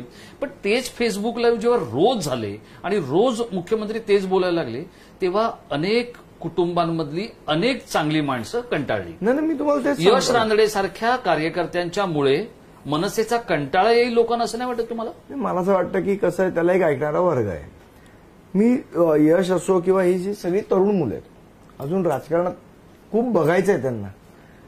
हळूहळू काही गोष्टी, आता तुम्ही मला 2006 पासून बघताय, माझ्या टप्प्याटप्प्याने बदल होत गेला ना. बोलण्यामध्ये असेल, वागण्यामध्ये असेल, आंदोलनामध्ये असेल, या सगळ्यामध्ये बदल घडत जातात. आज कसं आहे, थोडीशी ती सोशल मीडियाची क्रेज आहे. तरी मी तुम्हाला सांगितलं तेच मी सगळ्यांना, माझ्यासकट सगळ्यांना सांगेन की राजसाहेबांचं असं वाक्य, जेवताना कुठे थांबायचं हे ज्याला कळतं त्याची प्रकृती उत्तम राहते. याच सगळ्या बघा, ज्या वेळेला महाराष्ट्र नवनिर्माण सेना हा पक्ष बनला, ज्या वेळेला राज ठाकरे तिथे भाषण करत होते, पक्ष म्हणजे शिवाजी पार्कवरती, तेव्हा काँग्रेसचे एक मोठे मुस्लिम नेते पलीकडे, म्हणजे जिथे वनिता समाज आहे तिथे उभे राहून ते भाषण ऐकत होते. आणि ते मुस्लिम जे काँग्रेसचे नेते आहेत त्यांनी भाषण ते संपल्यानंतर मला फोन केला आणि तो नेता मला असं म्हणाला, अरे यार भिडू येते भावा, आग लगा देगा. ही त्या नेत्याची स्पॉन्टेनियस रिॲक्शन होती, उत्स्फूर्त रिॲक्शन होती. का तर तेव्हा तरुण मनसेकडे होता. आत्ता नेमका मनसेचा येणाऱ्या महानगरपालिकेतला मतदार कोण असणार? तोच तरुण असणार की थोडासा परिपक्व झालेला तुमचा जो मतदार आहे मुंबईतला, तो मनसेकडे असणार की शिवसेनेला कंटाळलेला मतदार असणार? मला असं वाटतं व्यवस्थेला कंटाळलेला माणूस हा आमचा मतदार आहे. चारही पक्षांच्या नाकारतेपणामुळे, नालायकपणामुळे, नॉन परफॉर्मन्समुळे, खोटं बोलण्यामुळे कंटाळलेला माणूस हा आमचा मतदार आहे. आता एक प्रेक्षक आपल्याला विचारत आहेत की अमित ठाकरे मैदानावर कधी कामाला येणार? आहेत ना, मैदानावरच आहेत. मैदानावरच आहेत. आणि या पूर्ण लॉकडाऊनच्या पिरियडमध्ये त्याच्या आधीच त्यांची नेतेपदी घोषणा झाली. आमचं जे अधिवेशन होतं त्यावेळेला, त्याच्यानंतर ते कंटिन्युअस काम करतात. मग ते विद्यार्थ्यांचे प्रश्न असो, मेडिकल डॉक्टरांचे प्रश्न असो, आशा वर्कर्सचा प्रश्न असो, फील्डवरच आहेत. ते घरी नाही बसून आहेत, फील्डवर आहेत. नाही, घरी नाही बसून आहेत हा जो तुमचा टोमणा आहे, हे जे टोमणे मारणं किंवा कुत्सितपणे बोलणं हा राज ठाकरेंचा स्वभाव नाही. हं?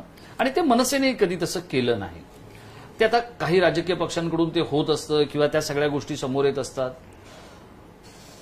मनसे कार्यक्रम ओरिएंटेड पार्टी आहे हे येणाऱ्या किती काळानंतर पक्षाच्या प्रमुखांना जनतेला सांगता येईल आणि जनतेला त्याचा आभास होईल. मी तुम्हाला सांगू ना, जर तुम्ही लावा कॉम्पिटिशन की कुठल्या पक्षाने कुठले कार्यक्रम घेतले, महाराष्ट्र नवनिर्माण सेनेने सर्वात मॅक्झिमम कार्यक्रम घेतले, सर्वात मॅक्झिमम आंदोलन केले आणि सर्वात मॅक्झिमम न्याय मिळवून दिलेला आहे. कमी कुठे पडली महाराष्ट्र नवनिर्माण सेना?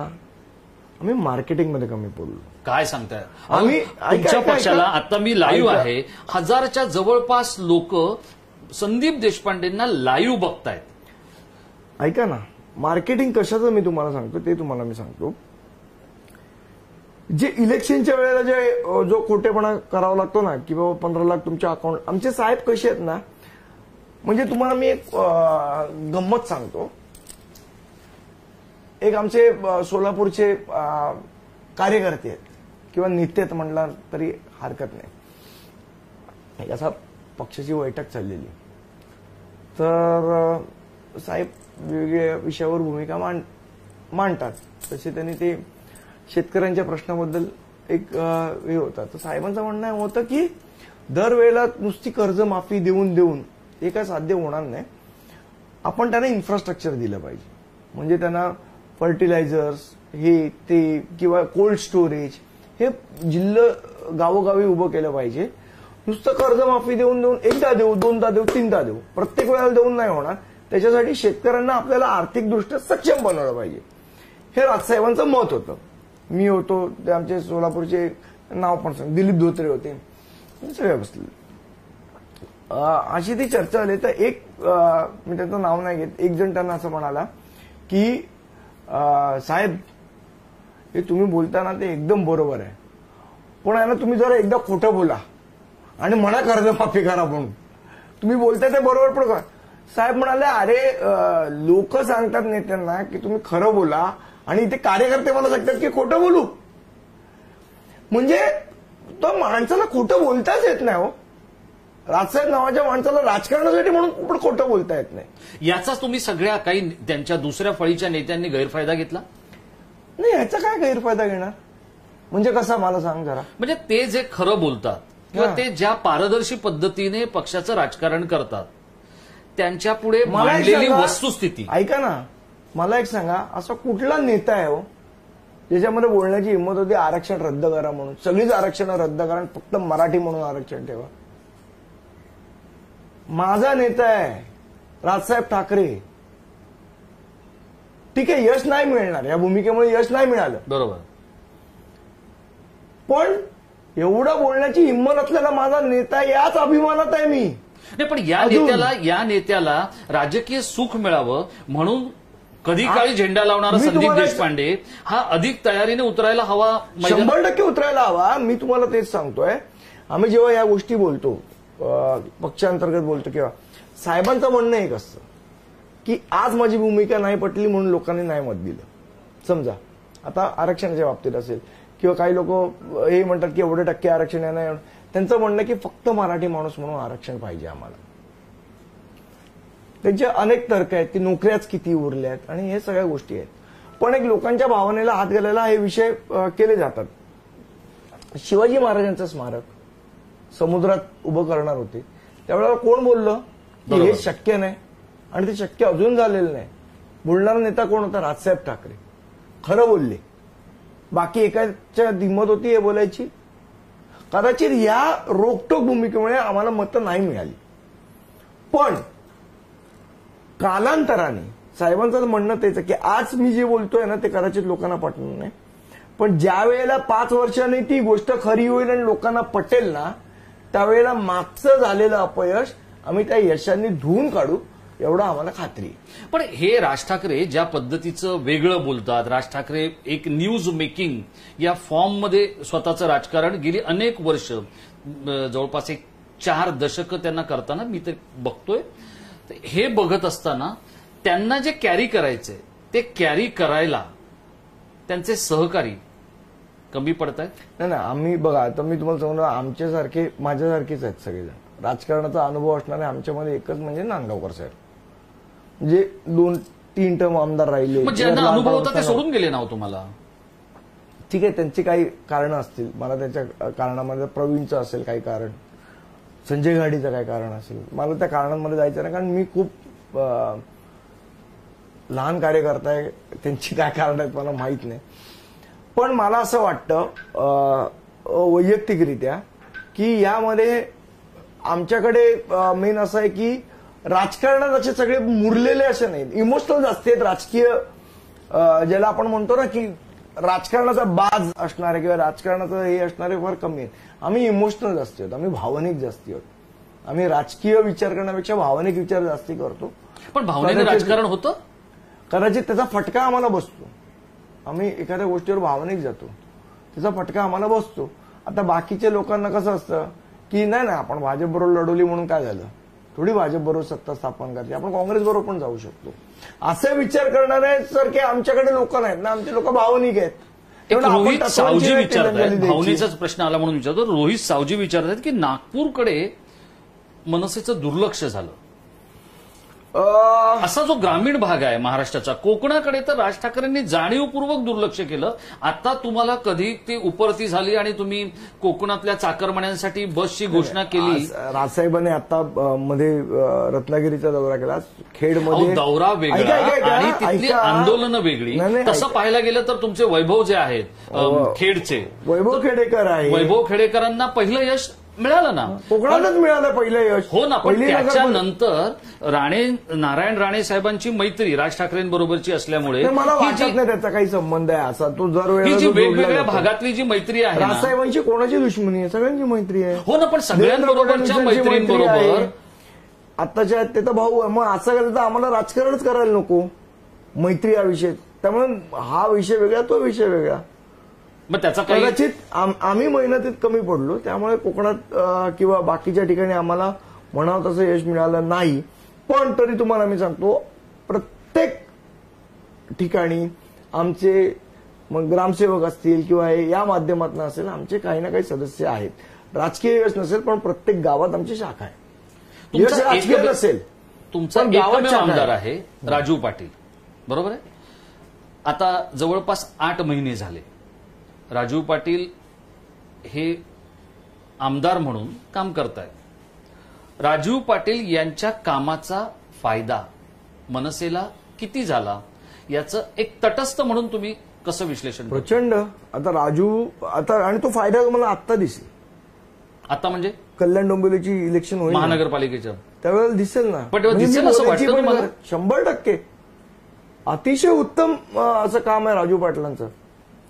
मला सांगावं, स्वतःचं हॉस्पिटल कोविडसाठी देणारा पहिला आमदार आमचा होता, मग इतरांना उपरती सुटली. आज कल्याण असेल, डोंबिवली असेल, प्रत्येक ठिकाणी कार्यकर्ते, कल्याण डोंबिवली किंवा ठाणे, आता बघा तिथे ठाण्यामध्ये तुमचे अविनाश जाधव चांगलं काम करतायत, कळलं का. पण त्यांचं काम, आता तुम्ही म्हणाल राजू पाटलांचं काम, हे काम एकनाथ शिंदेसारख्या मैदानात उतरून दिवसभर कामाचा धडाका लावणाऱ्या नेत्यांसमोर टिकेल असं तुम्हाला वाटतंय, किंवा तिथे काहीतरी कमी पडतंय, किंवा तिथे काहीतरी गल्लत होते? तुम्ही काय वाक्य बोललात? राजू पाटील असतील किंवा अविनाश शिंदेचं काय वाक्य बोललं? कामाचा जो धडाका आहे त्यांच्या कोपरी पुलाच्या इथे दिसतो तोच धडाका म्हणताय तुम्ही कामाचा? मग तो जर फक्त धडाका, कोपरी पुलाच्या इथे दिसतो तो धडाका म्हणताय का कामाचा? जो गेले 10 वर्ष अजून कोपरी पूल झाला नाही तो धडाका कामाचा? काम करणं आणि काम करण्याची ऍक्टिंग करणं यात 2 फरक आहेत राजेशजी. ज्याला तुम्ही कामाचा धडाका वगैरे म्हणताय ना, ते जर ऍक्टिंग करत असतील तर मग इतकी वर्ष ठाणे महानगरपालिका, कल्याण डोंबिवली महानगरपालिका, हे का लोक त्यांना देतात? आमचे पण 28 नगरसेवक होते. आमचे आता 10 नगरसेवक आहेत तिथे कल्याण डोंबिवली महानगरपालिकेत. मंदार दानवे तुमचे नेते? मंदार हळबे, माफ करा. आमचे तिथले विरोधी पक्ष नेता आमचा आहे. पण असं नाहीये आता फक्त सत्ता आलीच की यश असल्यातला काही भाग नाही ना. हो ना, मला मान्य आहे. आता बघा, आता तुम्ही महानगरपालिकेत नगरसेवक आहात का? तर नाही आहात. पण तुमच्या गुणवत्तेवर गेल्या काही काळामध्ये तुम्ही केलेल्या आंदोलनांना किंवा तुम्ही विचारलेल्या प्रश्नांना प्रशासन असेल किंवा नेते असेल यांना उत्तर द्यायला भाग पडलं.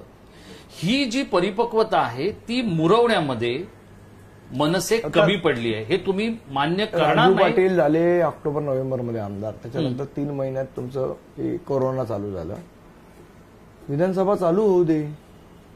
बरं, त्यांनी तो 27 गावांचा प्रश्न मार्गी लावला राजू पाटलांनी. हे एकनाथ शिंदेंना पण जमलं नाही एवढे वर्ष जाऊन. तो प्रश्न मार्गी लावला. जो अंबरनाथचा रेल्वे पूल आहे तो प्रश्न मार्गी लावला. तिथे जो फेरीवाल्यांचा जो त्रास आहे तो प्रश्न मार्गी लावला. तो मार्गी लागला. हो, आता कमिशनरांनी कारवाई केली स्वतः. कोणामुळे केली? एकनाथ शिंदेनी सांगितलं म्हणून केली. बृहन्मुंबई महानगरपालिकेमध्ये रोज प्रश्न विचारणार कोण आहे? मनसेच आहे. म्हणजे एवढं मी तुम्हाला आता मगाशी आपला एक मुद्दा राहिला, आपला प्रसार माध्यम. आज आम्ही एवढं काम करतोय ना, जेवढं काम करतोय ते आमचं प्रसार माध्यम नाही दाखवत, म्हणून आम्हाला सोशल मीडियाचा आधार घ्यावा लागतो. नाही, सांगतो तुम्हाला. आता परवा एक बातमी आली, 5,000 बेडचं हॉस्पिटल बांधणार.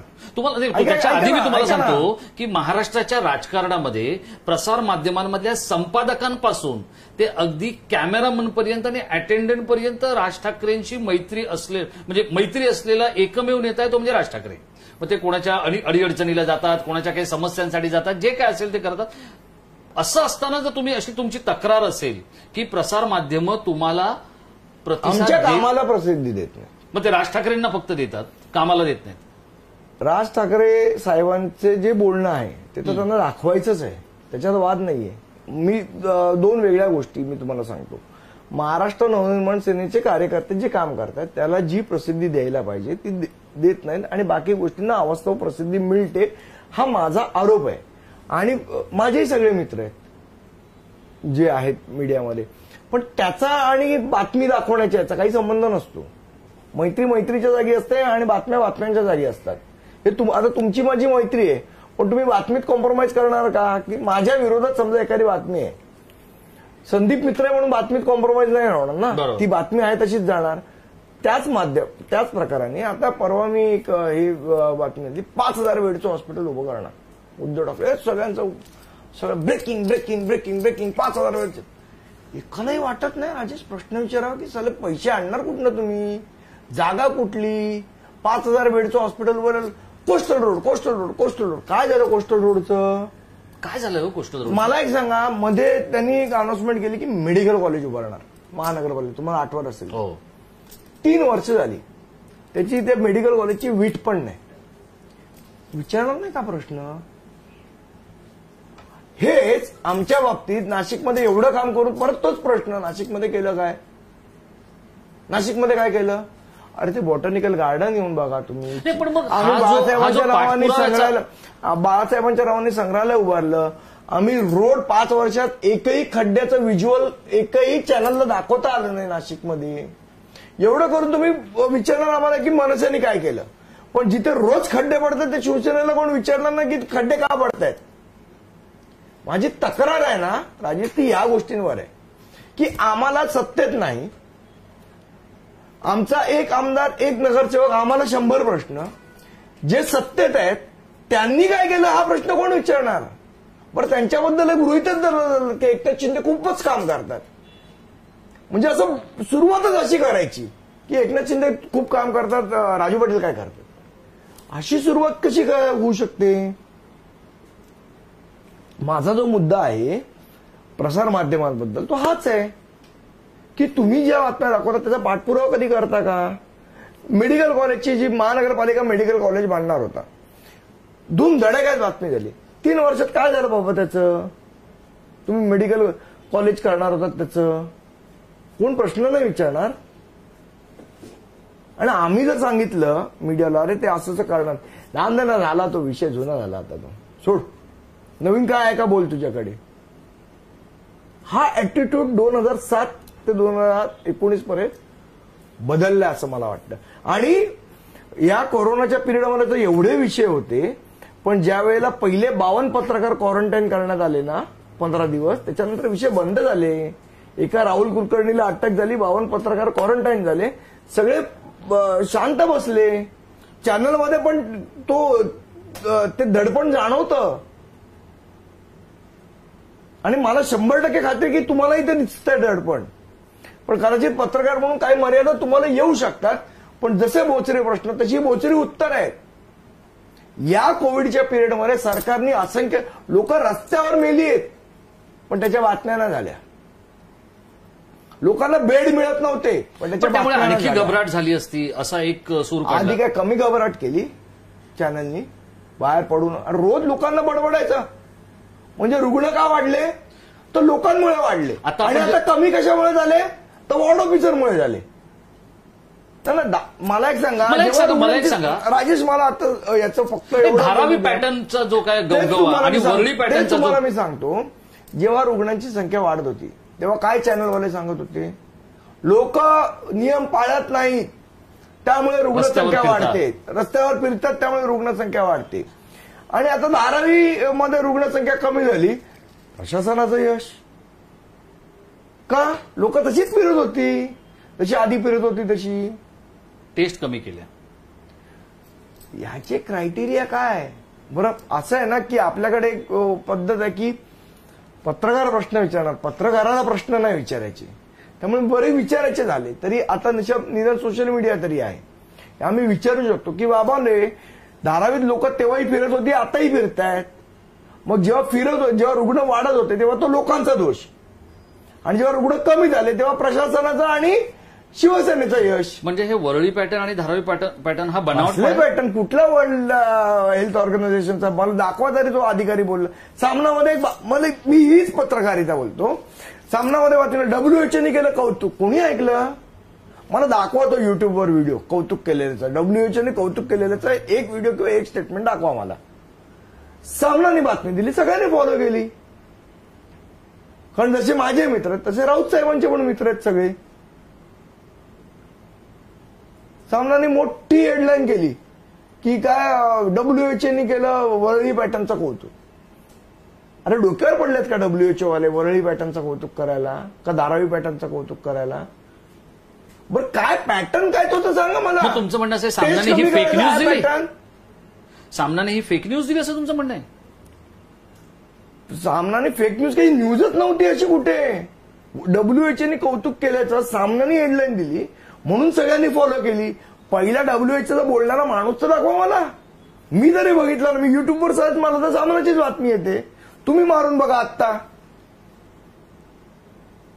कोणतरी बाईट पाहिजे ना. बरोबर, बाईट दाखवा मला WHO बाईट दाखवा. वंडरफुल असं बोललेत का कोण काही? आणि याच बातम्या चालतात सगळीकडे आणि चालवत आहेत चॅनलवाले जोरजोरात. मी जे म्हणतो ना, माझ्या ज्या तक्रारी आहेत प्रसारमाध्यमाच्या ते याच्यात मैत्रीचा विषय नाही, हा धोरणाचा विषय होता आणि तो वर्ण ठरतं. आणि ते कशामुळे ठरतं?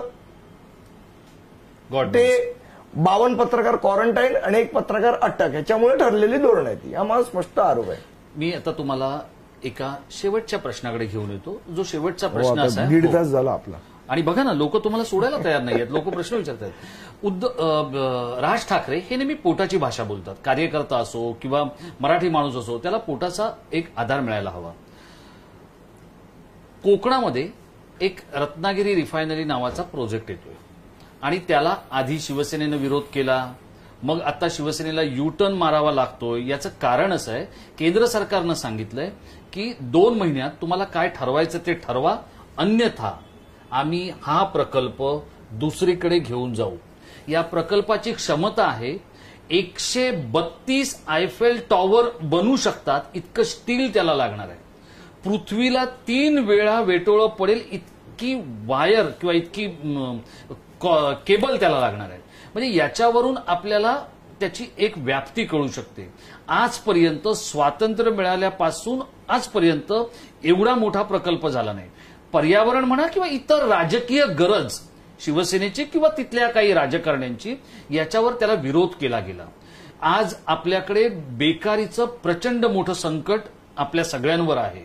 आज असलेली नोकरी उद्या नसेल अशी परिस्थिती आहे. अशा परिस्थितीमध्ये केंद्र सरकारचा राज्य सरकारला इशारा आहे, 2 महिन्यात काय ते ठरवा.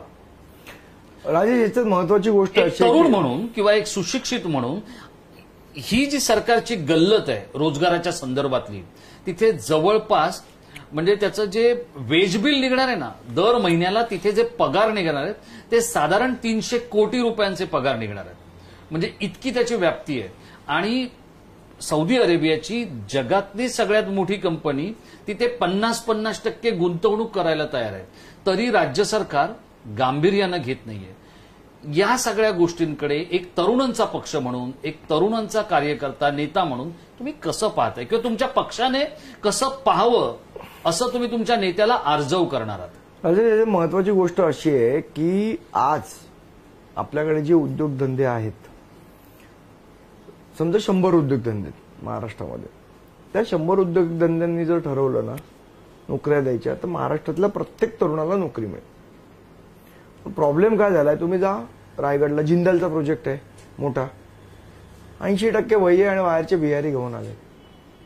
हा प्रोजेक्ट कोकणात करायचा आणि कोकणी माणसाच्या ऐवजी जर बिहार आणि वय्यांना जाऊन काम देणार असेल तर काय उपयोग? आज जे प्रोजेक्ट आहे महाराष्ट्रामध्ये, या लोकांना हे जोपर्यंत सरकार कंपल्सरी करत नाही की 80% रोजगार हे आमच्या भूमिपुत्रांनाच मिळाले पाहिजे, तेव्हा आपण या रोजगार उद्योगांचं सगळ्याचं स्वागत करू ना.